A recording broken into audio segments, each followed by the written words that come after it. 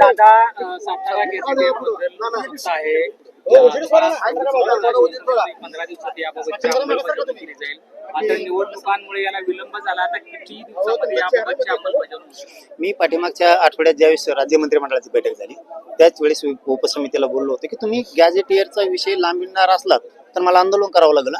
पुन्हा बोलू नका की आंदोलन उभा राहिलं आणि मग मी असं तुम्हाला परेशान होईल इतकं मोठं आंदोलन करत. तर त्यावेळेस त्यांनी सांगितलं होतं आजच आम्ही विषय घेतो आणि त्या दिवशी मला वाटतं पाठीमागच्या आठवड्यात त्यांनी राज्य मंत्रिमंडळाच्या बैठकीत सगळा आढावा घेतलाय.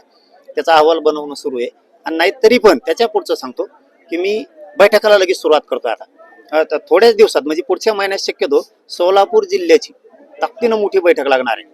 अशीच पश्चिम महाराष्ट्रात सांगली, सातारा, कोल्हापूर, पुणे हे सगळ्यांच्याच बैठका आता मी घेतोय की तुम्ही लवकर सातारा संस्थांचा, औंधचा, मिरजचा, कोल्हापूरच्या संस्थांचा गॅझेटेड याचा GR काढा, नसता आंदोलन होईल. यासाठी आता तातडीनं मला वाटतं पुढच्या महिन्यापासून आम्ही आता जिल्हावार बैठका सुरू करायला. यामुळे किती मराठा समाजाला फायदा होईल पश्चिम महाराष्ट्रात? त्याच्यातली मिळालेली माहिती अधिकृत मी बघितली नाही, पण प्रश्न विचारला म्हणून एक अंदाजे सांगतो की सातारा संस्थांच्या गॅझेटियरमध्ये 15 लाख नोंदी आहेत असं म्हणणं आहे. मी आणखीन तर अहवाल बघितल्याच्या नंतर तर अधिकृत तुमच्या समोर पण येईल.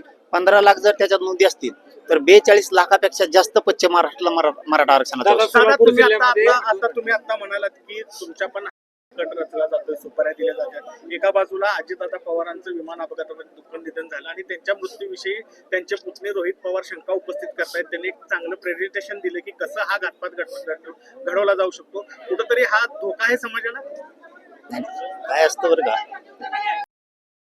एकतर त्यातलं मला माहित नाही त्याच्यामुळं अधिकृत बोलू नये, पण शंकाच असतील तर चौकशी करायलाच पाहिजे. आणि मराठा समाजाला धोका नाही. मराठा समाज एवढं सोपं थोडं आहे. पण एक गोष्ट खरी आहे की मराठा समाजाने आता जागा होणं सुद्धा खूप गरजेचं आहे, सावध राहणं पण गरजेचं आहे. आणि आपल्यासाठी काम करणाऱ्या लोकांच्या पाठीशी समाजाने उभा राहिलं पण पाहिजे. समाज उभा राहिला तर पुढच्याला षड्यंत्र करण्याला आपण मोडून टाकू शकतो. नसता मग आपले काम करणारे ते मोडून टाकतील. समाजाने ही गोष्ट कायमीचा विचार करणं गरजेचं आहे. नसता कुणी काही बोलला की खरं असेल का काय बा आणि मग कसं काय बा, संभ्रमात मराठा समाजाने राहायचं नाही. आपल्यासाठी काम करणाऱ्या पक्षातला माणूस असो किंवा समाजातला असो त्याच्या पाठीमागं खंबीर उभा राहिलं पाहिजे. अहो ते खूप करून नाही केला म्हणते.